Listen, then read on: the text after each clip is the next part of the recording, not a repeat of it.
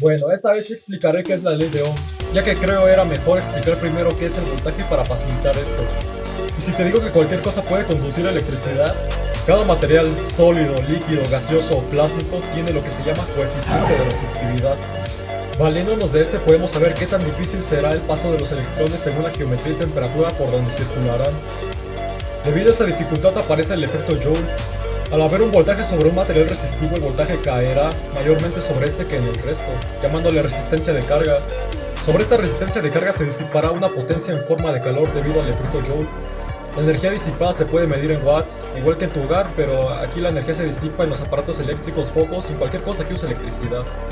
Debido a esta disipación en watts, el efecto Joule está relacionado con el voltaje e intensidad, o sea la corriente eléctrica, ya que un watt es igual a un volt por un amperio. Esto será la energía eléctrica disipada cada segundo, y este calor se mide en joules.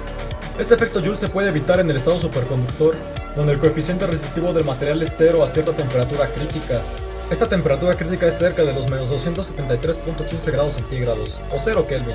Se están buscando aleaciones y estructuras que permitan tener superconductores más calientes, ya que enfriar algo a estas temperaturas es complicado. Este efecto tiene muchos peros, ya que es mucho más complejo que simplemente enfriar algo para que se mantenga en su estado superconductor. El amperaje tiende a infinito, pero no conseguiremos energía infinita con eso. Miremos la ley de Ohm para explicar esto. Si expresamos que los amperios son iguales a dividir voltaje entre resistencia eléctrica, dividamos 1.5 volts entre 100 ohms.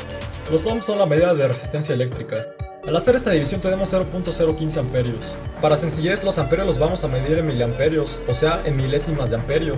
Si ahora tomamos esos 1.5 volts y los dividimos entre 1000 ohms, tenemos 1.5 miliamperios. Para tener una referencia, los LEDs rojos, naranjas, amarillos y verdes los podemos encender con aproximadamente entre 1.6 a 2.5 volts.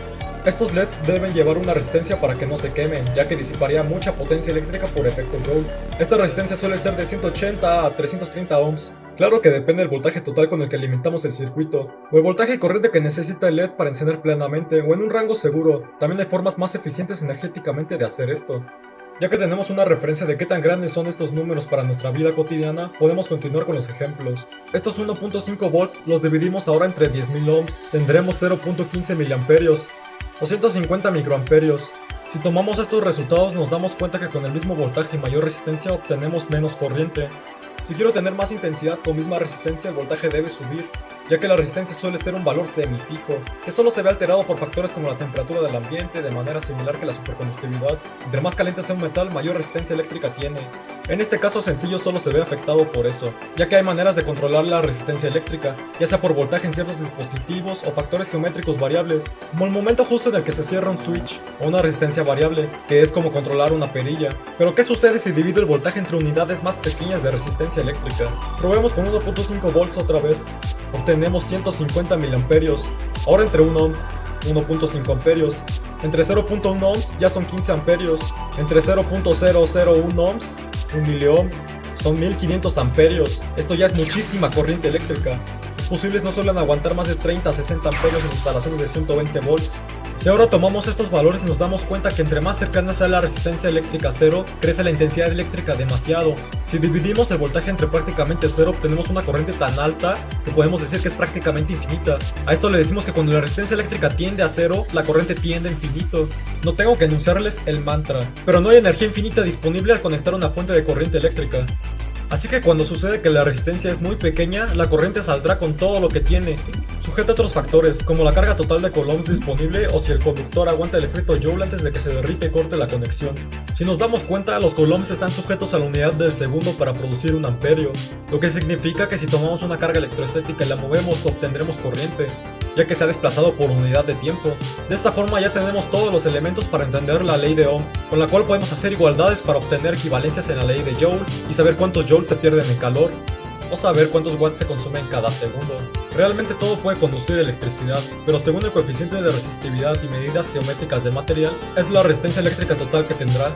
Pueden ser por ejemplo 10 megaohms en plástico, lo cual para 1.5 volts de una pila son 0.0000015 amperios, o sea que casi imperceptible. O 100.000 ohms en un centímetro de aire damos 0.015 miliamperios. Para este ejemplo, en un milímetro de aire entre dos cables habrían 0.15 miliamperios. Todo esto para 1.5 volts. Esta corriente es demasiado minúscula si queremos operar con componentes que requieren naturalmente bastante corriente eléctrica. de 15 a 200 miliamperios o más, 0.5, 1 o 3 amperios. Estas señales eléctricas minúsculas las podemos amplificar por varios métodos, con transistores por ejemplo, electrónica digital y de potencia. Una de las formas de amplificar esta corriente súper pequeña es usando transistores que serán puestos sobre la mesa en otro video. También debo explicar cómo moldear las señales eléctricas a las necesidades, como regular la intensidad luminosa con una perilla o combinar colores en los LEDs de forma eficiente, para que el efecto Joule se presente lo menos posible y estos rindan más. Pero no lo explicaré en este video.